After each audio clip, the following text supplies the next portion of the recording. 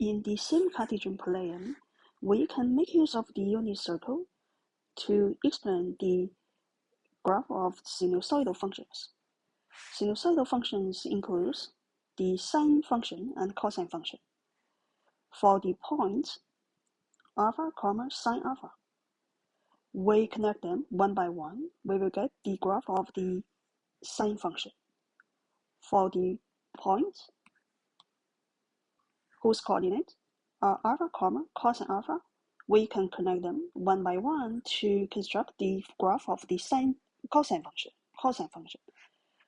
But if we connect the unit circle and these sinusoidal functions, we will find more information. First, we can assume here it is the origin of the x-axis and y-axis.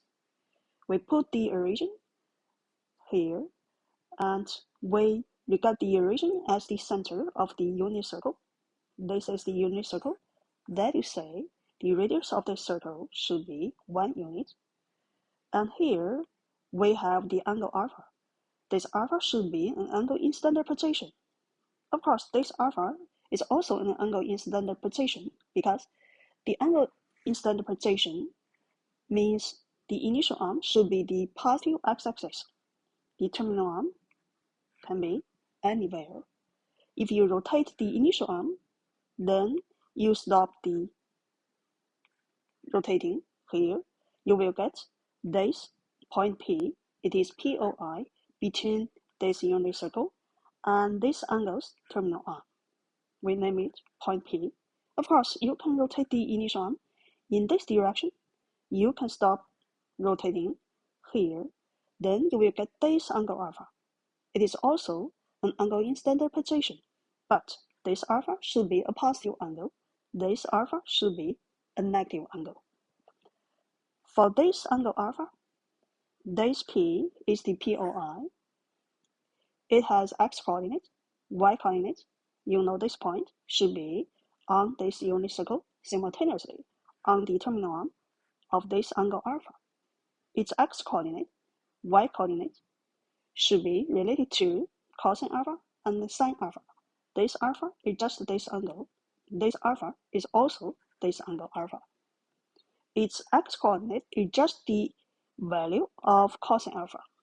Its y coordinate is just the value of sine alpha. For this angle alpha, we can figure out this point P. It is also the POI between the unit circle and the terminal arm.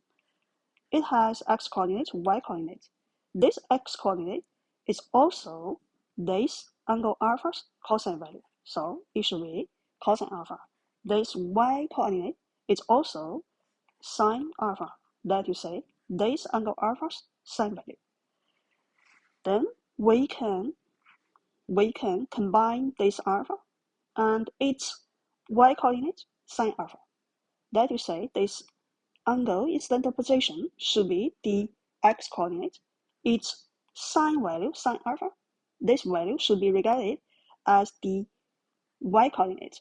Then we want to figure out this angle in the Cartesian plane. That is, now the x-axis should represent angle alpha.